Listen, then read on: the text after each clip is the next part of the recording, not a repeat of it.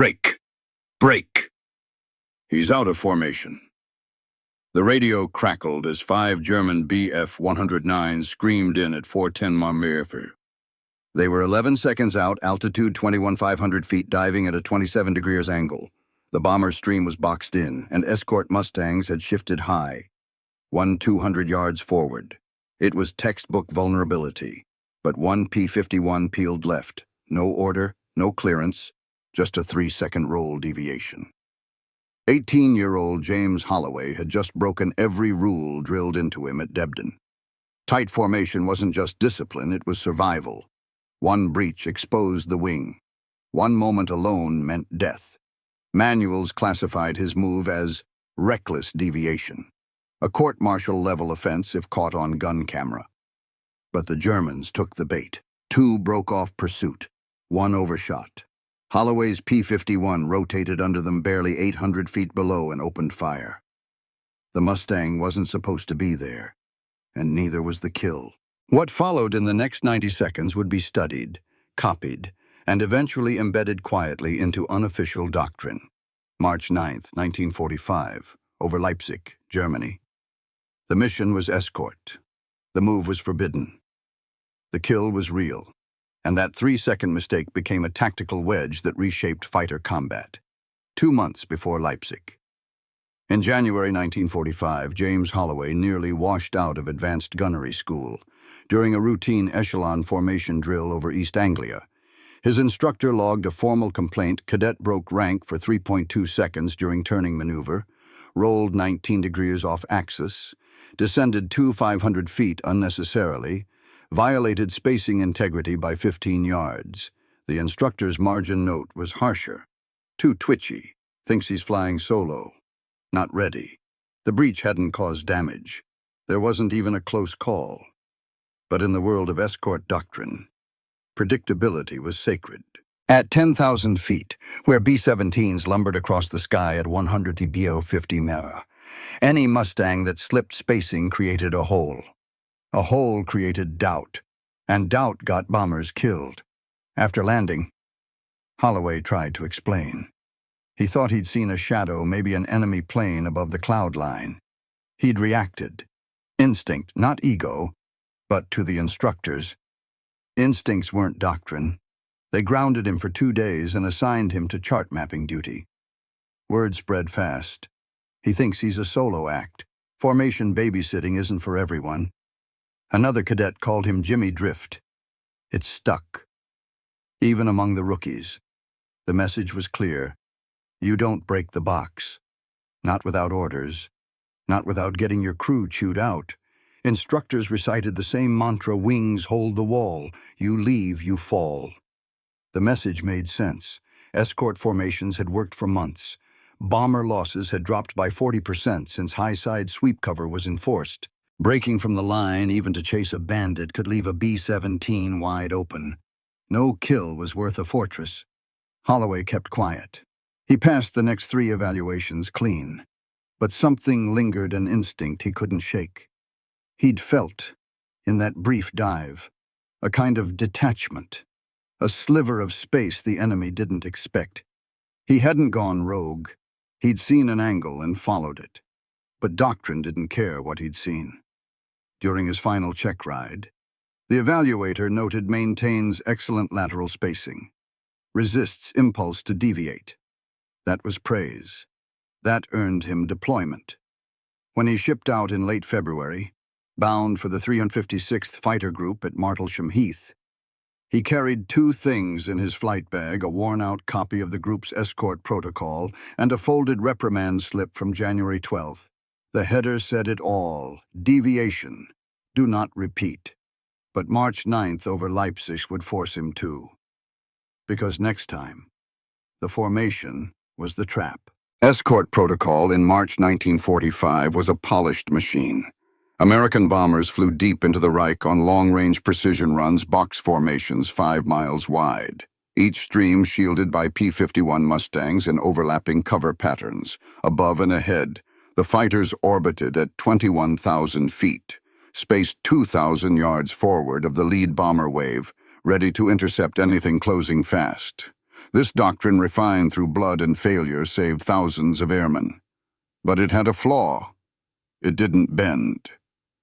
Mustang groups flew wings-locked pairs, each fighter holding rigid lateral spacing.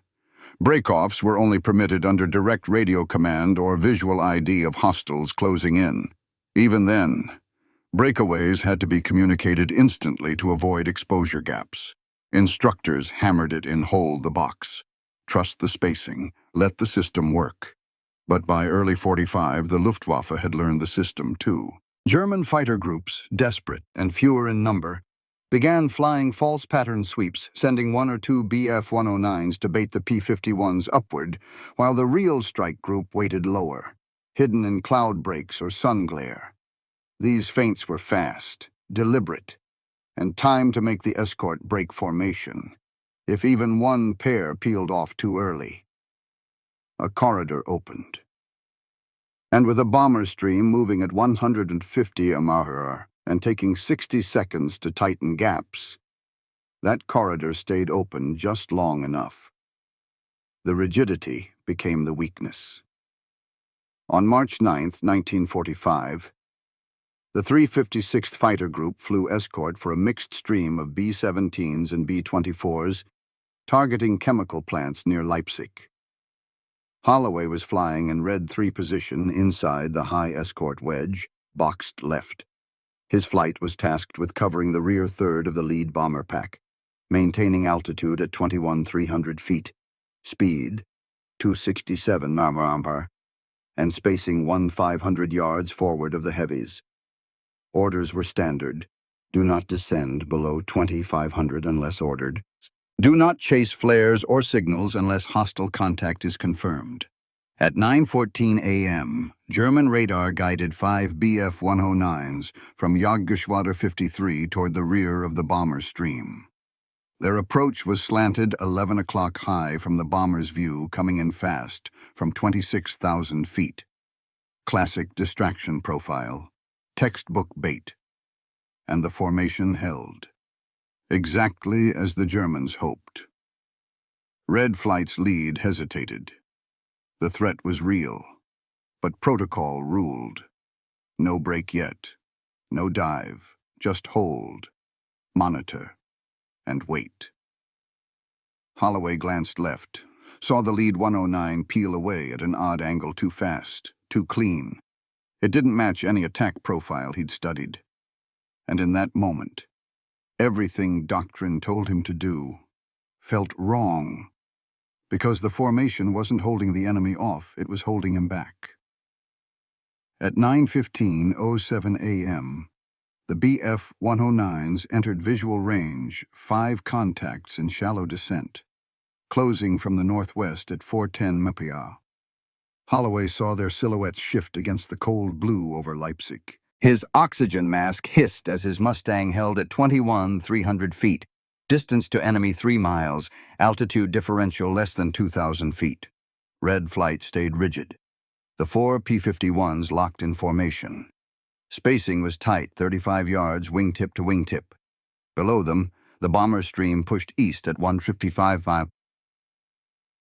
Each fortress dragging contrails at 19,000 feet. The Germans had chosen their vector well. No direct dive, no wide flank, just a shallow offset aimed directly at the left center of the stream. Standard protocol dictated this wasn't yet a shoot signal. The Germans weren't diving, weren't firing, just watching, teasing reaction. The math changed fast. At 9:15:12, the Luftwaffe flight broke into 2 elements. 3 Bf-109s kept heading shallow. 2 peeled off high, an unnatural climb. That was the tell. No fighter climbs at contact unless they're not hunting bombers. They were hunting fighters. Countdowns sliced in half. Now 90 seconds to intercept, then 60, then 33. Red 1 called, hold formation, repeat hold, watch their lead. But Holloway wasn't watching the lead. He was watching the tail end 109. Its nose twitched 5 degrees right. Not bomber-aligned, fighter-aligned. Then the cloud trick came. At 9:15:21, the 3 lower 109s punched through a thin cumulus layer at 22,000 feet. They disappeared from visual. The climb pair stayed in sunlight, obvious, exposed, and deliberate. Every fighter's eye would lock on them. Every gun would track upward. That was the geometry of the trap. If red flight climbed, they'd chase the feint. If they held, the real attack would come from below. And if anyone broke alone, they'd violate formation spacing and risk court-martial. Holloway scanned left, checked his mirror, watched his gyro. Then he did something no one else did. He nudged the stick left just 3 degrees, then rolled. 19 degree, shallow left dive. Not a full break, not a pursuit, just drift. Enough to separate from Red 2 by 70 yards. He held that angle for exactly 3 seconds. To everyone else, it looked like a momentary drift, a minor deviation, something to correct before command noticed. But from the bomber stream below, one B-17 tail gunner saw it first. One Mustang rolled left, slight drop. Thought he was hit. He wasn't hit. He was bait. And the Luftwaffe took it straight into his gun sight. At 9:15:25 a.m., Holloway was 3 seconds into his deviation, rolled 19 degrees left, dropped 100 feet, and drifted 5 degrees off vector. His wingmates didn't flinch. No radio call, no acknowledgement. From the formation's view, it looked like a twitch, a rookie lagging behind. But 2 Bf-109s saw something else. A straggler. To Luftwaffe doctrine, stragglers were meat. Isolated fighters rarely lasted 10 seconds when caught in descent. The 2 German pilots at the rear of the attack group snapped toward Holloway's angle, breaking from their climb and pitching directly into a low-speed dive. Their closure rate jumped past 420 mph. Holloway's Mustang leveled out at 200 feet, still 300 feet above the bomber stream, and held throttle at 400 RPM. Nose trimmed flat. He didn't run. He waited. The first 109 overshot. German lead mistook the P-51's orientation, expecting a full breakaway. He dove steeper, but Holloway had rolled left, then flattened, bleeding speed intentionally. It cost him energy, but gave him time. The 109 blew past at less than 80 yards, missing visual range. Holloway yanked the stick, dropped flaps 10 degrees, pulled a 3.4G correction turn, and twisted right into the overshoot vector. He had 2.8 seconds of deflection window. Gun camera showed 4 50 cal rounds striking the right fuselage seam. The Bf-109 pitched sideways, sputtered black smoke, and fell into a shallow right spin. The tail came off at 18,400 feet. First kill, total engagement time 7.2 seconds. The second German hesitated, shocked by the immediate reversal. But hesitation was lethal. Holloway stayed low, then snap climbed 400 feet in 5 seconds, pulling behind the second 109's 6. The enemy dove, trying to regain speed, but Holloway didn't chase directly. He offset 15 degrees, holding energy, and waited for the arc. When the 109 tried to loop out left, Holloway caught it in a shallow downward snap roll and squeezed a half-second burst. Only 1 round hit. That was enough. Coolant rupture. The 109 vented vapor and broke off south. Unconfirmed kill, but out of the fight. In 90 seconds. Holloway had broken formation, drawn 2 enemies off the bomber stream, and eliminated both threats without a single radio call, and without ever dipping below 19,000 feet. But the radio crackled now. Red 3 returned to formation. His squad leader had seen the drift. He hadn't seen the kills. Holloway didn't respond, because at that moment, his rear canopy flashed with light. 3 more 109s had circled under the clouds, now 800 feet below and climbing. At 9:16:05 a.m., the Luftwaffe flight lead realized something was wrong. 2 of his escorts had vanished from formation, no comms, no contrails. The lone Mustang had reappeared at bomber level, not retreating, but circling. That wasn't a straggler. That was a decoy. He ordered the remaining 3 Bf-109s into a coordinated climb, switching tactics mid-fight. No more bait games, no more isolation. They'd mass high, come down together, and corner the Mustang with a pincer. Altitude 1,800 feet. Closing range 100 yards.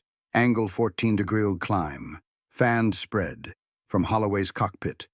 The sky tightened. All three 109s curved up in sync, approaching from below left, below right, and dead rear. That wasn't improvisation, it was doctrine. Holloway couldn't run, not without exposing his belly and climb. Couldn't dive, he'd overshoot the bomber stream. And radio silence still held. If he called now, it meant admitting he'd broken formation. He was boxed in by his own rules and theirs. He pushed the stick forward anyway. Throttle 2700 RPM. Dive angle 17 degrees. Speed increased from 270 to 345 Van in 6 seconds. He wasn't fleeing, he was baiting again. The 109s followed. Tighter now, correcting their earlier mistake.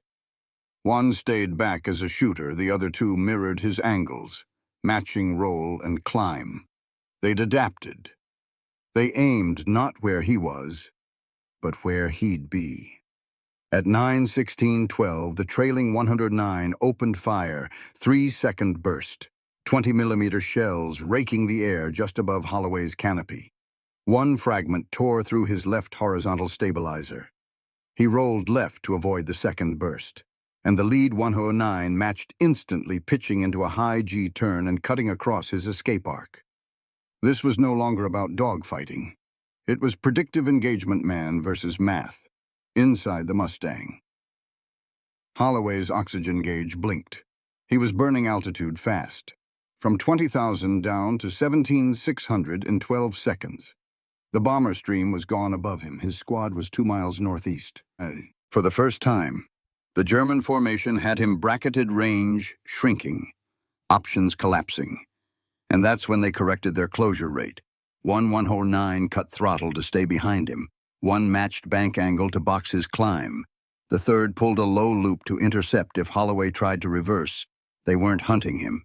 They were funneling him into an energy trap. Holloway was now 14 seconds from stall zone if he pulled up, 8 seconds from blackout if he banked right at full throttle.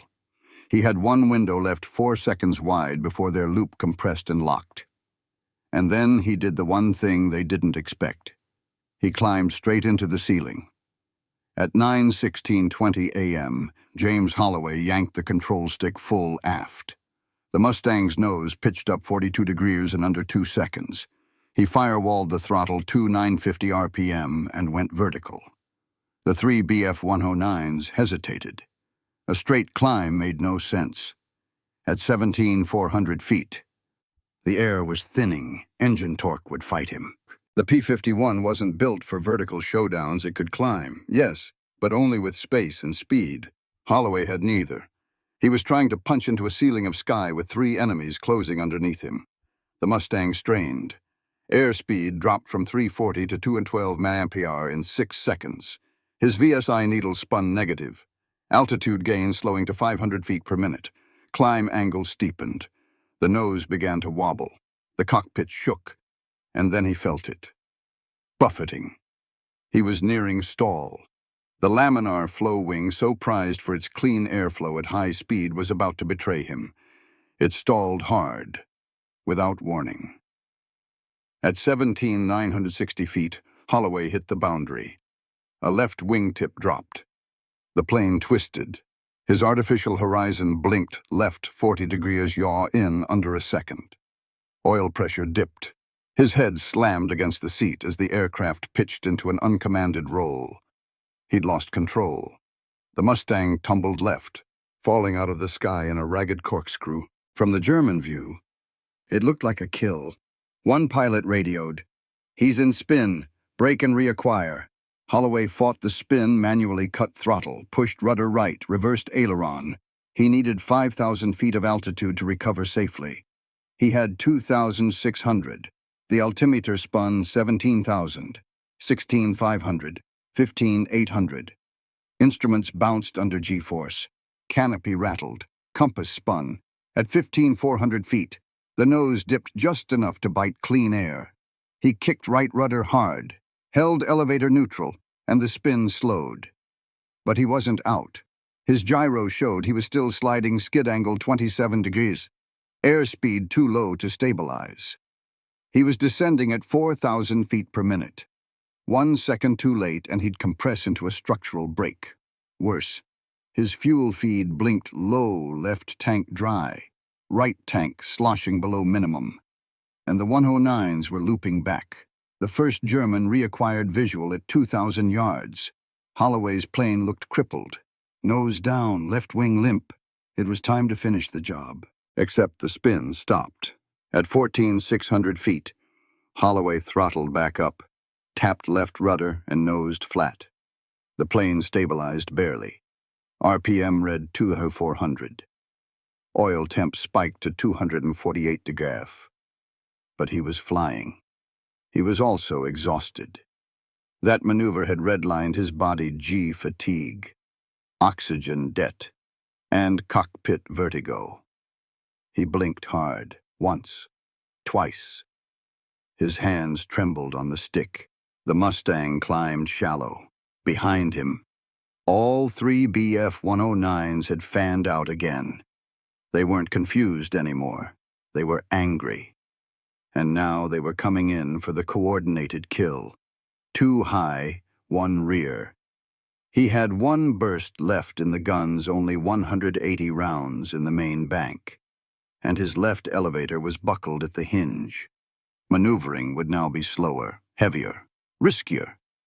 What James Holloway had attempted intentionally or by instinct wasn't part of standard fighter school. It didn't even have a name in 1945. But decades later, analysts would call it a vertical stall bait. In raw terms, it was suicide. Here's what he did. Step 1. Bleed speed by climbing steep at low altitude under pressure. That alone was frowned upon.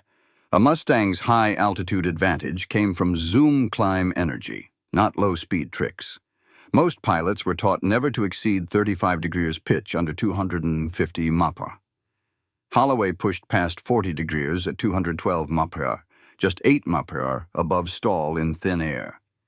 Step 2 allowed the stall onset, but not full stall rotation. That meant entering the edge of spin enough to confuse pursuit gunners, not enough to lose the aircraft entirely. In a P-51D with a full bomb rack, that window was narrow. Holloway crossed the threshold by inches. The uncommanded roll wasn't scripted, it was luck, trimmed right by accident and corrected at the last possible second. On paper, it looked reckless. But in the air, it caused a pause, and pauses bought time. Step 3. Recover with a shallow nose-down pitch at less than 2,500 feet AGL. He pulled out at 14,600 feet. The terrain beneath him wasn't flat. The bombing run flew over undulating forest and village terrain near Leipzig, meaning ground clearance varied wildly. He had seconds to stabilize any delay, and the Mustang would have clipped a treetop or pancaked at speed. But the maneuver's hidden genius wasn't the stall. It was the way it broke tracking. The 3 BF-109s had coordinated their climb to match Holloway's assumed trajectory. 2 began climbing spiral arcs from 15,800 feet, predicting that he'd continue in a gradual descent. The third stayed high, waiting for the Mustang to loop around for a counterattack. But Holloway didn't loop. He didn't dive and climb. He didn't follow the P-51 playbook. He vanished from their predictions. By stalling intentionally, then dropping into what looked like a spin, he broke out of their calculated intercept zones. The 109s had planned for a reactive pilot. What they got was a vertical ghost. And then came the ripple. When he recovered low and fast, the Germans had to reacquire from scratch. Their formation spacing, once tight, now widened to over 200 yards. The high 109 overshot, losing line of sight. One of the climbing Germans rolled inverted to search a move that cost him 300 feet and opened his lower quarter. All because of a maneuver that wasn't taught, wasn't practiced, and wasn't supposed to work. It was a bluff played with wings and gravity. And Holloway wasn't done, because now he had clear sky in front of him, 3 enemies scattered behind him, and 1 more twist left in his broken elevator. But he'd have to risk a full power dive with buckled controls to pull it off. 9:16:49 a.m. Altitude 14,600 feet. Speed 238 mph and rising. James Holloway knew the next 12 seconds would decide everything. His Mustang's left elevator was damaged, buckled at the hinge, and resisting clean pitch control. Precision turns were off the table, but straight-line force that he still had. He opened the throttle full 3,000 RPM. The Packard V1650 roared. Fuel surged through the carburetor. Oil temp ticked to 252 degrees. The nose leveled. Airspeed jumped 238, 270, 293 mph in under 4 seconds. He wasn't going to turn. He was going to drop. At 9:16:53, Holloway rolled 28-degree right and pitched 17 degrees nose down. The nose began a shallow dive, not a vertical plunge, but a low arc across the bomber stream's lower edge. It was a faint one that mirrored a panicked retreat, a get low and run escape that German pilots had seen 100 times. Two of the Bf-109s took the bait. They dove to follow angle 14 degrees, closure rate 410. They believed he was vulnerable, fast, but wounded. One fired, 2 short bursts, no hits. They corrected, but Holloway was already setting the trap. At 9:16:56, 7 seconds into his dive, he tapped right rudder and rotated the Mustang 33 degrees to the left. Not enough to turn, just enough to slide. A side-slip maneuver risky at speed. But it did one thing the Germans didn't expect: it shifted his velocity vector while preserving energy. The pursuing 109s had no lateral offset. They continued their line. Now he was no longer directly ahead. At 9:16:58, Holloway executed the core move. Step 1. Throttle cut to 2,400 RPM. Speed dropped instantly from 348 to 317 mph. Step 2, 12-degree elevator pull with partial flaps compensating for his damaged left side. The aircraft wobbled, then stabilized. Step 3, full right roll 42 degrees bank angle. He rotated under his own dive. This wasn't an evasive brake. It was an inverted slingshot. At 9:17:01, Holloway emerged under his own descent arc, inverted for just a second, then snapped level. Both Bf-109s passed overhead. They had no idea he'd reversed. One pilot later radioed, "Where did he go?" They pulled wide turns, trying to reacquire, but Holloway had his guns armed, and he had angle. He snap-rolled up behind the slower 109 distance 500 yards and closing, deflection angle 11 degrees. He fired 1.2 seconds. 14 rounds struck the tail and wing root. The Messerschmitt banked hard right, then fell engine trailing fire. Smoke black and thick. Kill confirmed. Now 9:17:05. Only one 109 remained in close pursuit. It came from high left, trying to arc into Holloway's turn. But his maneuver had created a bubble of separation. Altitude gap 100 feet. Lateral offset 900 yards. It would take the Germans 6-8 seconds to close. Holloway had 5 seconds of clean air. He snap-rolled again, this time low, and dove beneath the bomber stream. Airspeed now 362 mph. Engine strain pushed coolant temp to 265 degrees. Control response felt heavy, but he was through. In 12 seconds, he'd reversed 2 attackers, downed 1, and dodged the trap. But his ammo light was flashing, less than 40 rounds left, and the last 109 had a perfect line on his 6. At 9:17:10 a.m., James Holloway had 38 .50 caliber rounds left across 4 guns. His engine was spiking heat coolant at 267 degrees, oil temperature nearing 250 degrees. The red gun low light flickered steadily, and he wasn't alone. The last remaining Bf-109 was now descending with discipline. No high G moves, no overshoot. The pilot had seen the chaos unfold below and adjusted. He was flying patient, closing the distance at 412 ye, with a downward 9-degree slope and just 700 yards left to close. Holloway's Mustang, meanwhile, was bleeding energy. His dive had pushed the engine to the edge. RPM dropped to 2 to 300 to avoid overtemp. And his elevator, still buckled from the stall recovery, was no longer responding cleanly above 350 mph. He couldn't snap roll again, not without losing the nose. To 1714, distance 6 or 20 yards. The 109 fired a probing burst short. 2 rounds. One zipped past the Mustang's left wing. Holloway jinked left, shallow, just enough to shift his signature. No brake turn. He couldn't risk it. His fuel light flicked on left tank dry, right at 12 gallons. Then came the fork. Ahead, he spotted the bomber stream's lower edge, 6 B-17s flying steady at 18 to 800 feet. If he rejoined them, he'd have cover from at least 3 turret gunners. But to do that, he'd have to climb 200 feet, directly under fire. Or he could dive again. A hard dive west would give him speed, brake visual lock, and possibly reach cloud cover in 10 miles. But that meant abandoning the bombers, flying solo at low altitude with a nearly dry tank. He made the call at 9:17:17. Climb, throttle maxed, RPM 850, climb angle 12 degree, gradual to preserve control. The P-51 surged from 343 to 355 mph in level speed, but slowed under climb. The 109 behind him adjusted instantly, pulling up to match. 600 yards, 570, 540. Holloway veered 6 degrees right toward bomber tail formation, then 3 degrees left, just enough to force the German to overcorrect. 9:17:21. A second burst, 4 rounds this time, clipped the Mustang's right wingtip, tearing a hole in the aileron.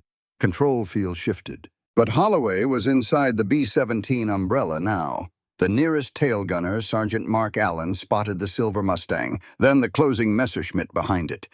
He opened fire. 50 caliber tracers stitched across the sky from 3 bombers, hundreds of rounds in seconds.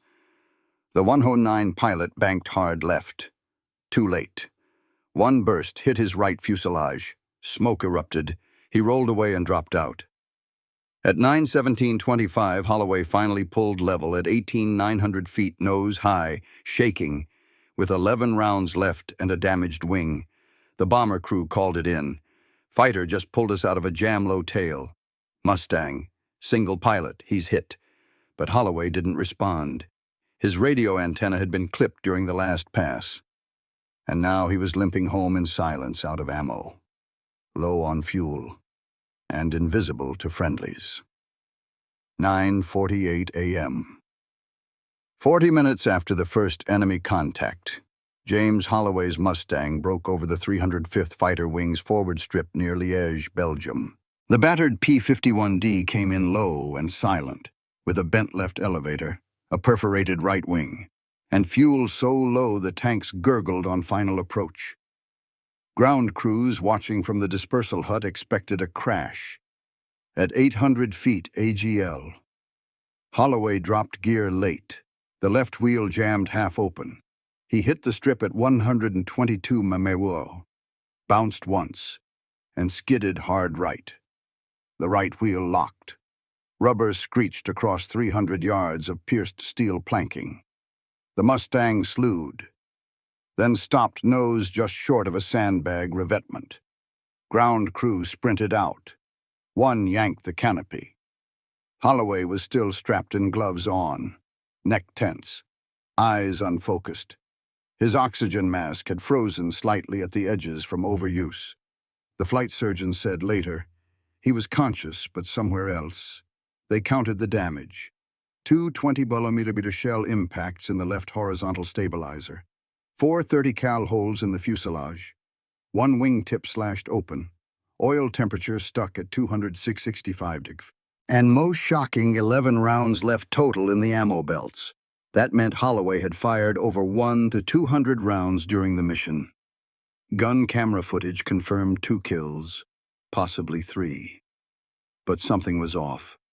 His flight log said nothing about the separation maneuver. No report of a stall recovery. No claim of the vertical bait. The official debrief listed only enemy contact, successful defense of bomber tail, one confirmed victory. Squadron Commander Major Hensley reviewed the footage frame by frame. It showed Holloway's Mustang snap rolling out of a dive, then appearing 300 feet beneath a spiraling 109. But it wasn't in the official tactics manual, and Holloway didn't know how to explain it. He'd broken formation, he'd acted on instinct, he'd risked the bombers by diving away. Technically, it was grounds for reprimand. For 2 days, his sortie report sat pending clarification. One adjutant recommended no award be submitted. The action defied doctrine, he wrote. We cannot encourage such improvisation. Then something unusual happened. The film reels vanished. Holloway later learned that his gun camera footage was reallocated to higher command review. No explanation. No copies were returned to the unit archive. His citation, originally drafted for a Silver Star, was downgraded to a commendation for service under duress. Even stranger. His name didn't appear in the next unit combat bulletin. It was as if the fight had been erased. One tech sergeant put it bluntly. They didn't know what to do with a kid who broke the rules and still won, because Holloway had violated the manual in 5 places: throttle, climb angle, solo brake, engagement range, and formation spacing. And yet he saved the tail end of the bomber stream. But official silence wasn't the end of the story. Word had already spread among gunners, lieutenants, and junior pilots. Within 72 hours of Holloway's silent return, whispers began circling the hangars. Not from officers, but from crew chiefs and waist gunners. There's a kid who pulled out of a stall and downed 2. One said, another claimed. He went vertical, got hit, then reversed into the last one like a ghost. Unofficial diagrams began to appear. Chalk sketches on briefing room walls, in mess halls. Napkin blueprints of his energy drop and stall bait spread between bomber crews. The term reverse punch was used by 2 gunners by week's end, referring to the split-second pivot Holloway pulled in Section 8. The next mission cycle saw something unusual. 2 other Mustang pilots broke slightly wider during tail escort just 200 yards more than Doctrine allowed. One pulled a shallow feint on a pursuing 109. No kill, but both came back untouched in post-mission debrief. One pilot muttered, "I saw what the kid did." By March 1945, at least 5 training officers in the 8th Air Force had added a note in their own words. Stall threshold recovery drills observe timing. Though never formalized, simulations began including high-speed stall entries at 14,000, 17,000 feet for cadets none credited to Holloway.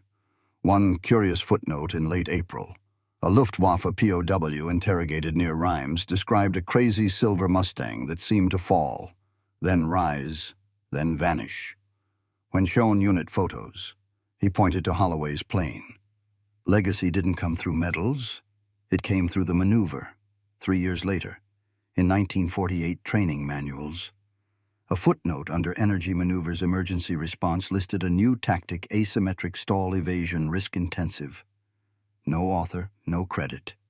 But pilots called it Holloway's break. And instructors quietly added, only attempt if you're out of ammo, out of time, and not planning to land gentle. Because the only reason it worked was because it wasn't supposed to.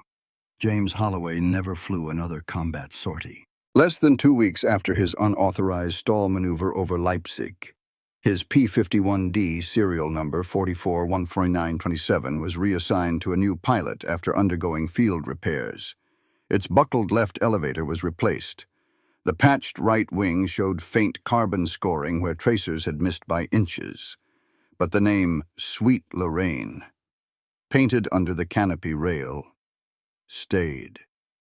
On April 14th, 1945, that same aircraft was damaged in a landing gear failure in wet conditions declared non-combat worthy and rotated out of the front line. Holloway was offered an instructional posting. He declined. He rotated home May 4th, 3 days before Germany surrendered. He never filed for a medal. He never gave an interview. And according to post-war rosters, he never flew again. His name appeared just once in a footnote during a post-war Air University internal paper on improvised tactics in escort roles. No biography, no credit. Just incident near Leipzig. Mar 1945, P-51 pilot recovered from stall and scored at least one kill during maneuver. Recommendations simulate under supervision only, but the maneuver didn't die. In 1951, during a classified USAF tactics conference, an instructor reportedly demonstrated an asymmetric stall inversion technique using a jet trainer a nod, he said, to a forgotten Mustang trick. A veteran watching from the back leaned over and muttered, "That's Holloway's ghost pass." And in 1963, a Navy pilot flying F-8 Crusaders over the Pacific was heard on comms yelling, "I'm pulling a Holloway," before inverting out of a dive with no wingman and no ammo. The trick had no name in the manuals, but pilots remembered it, a reversal with no script, a stall that bought life, a vertical ghost that dropped out of nowhere and changed the odds in under 5 seconds. He was just 18. He had never been in a dogfight. He'd never fired a live gun in training. But in one broken move, he saved 6 bombers, broke 3 fighters, and escaped in a machine that wasn't built to forgive. And no one ever told him you're not supposed to win that fight. Find the edge, hold your nerve, and when they say you've stalled, show them what comes next.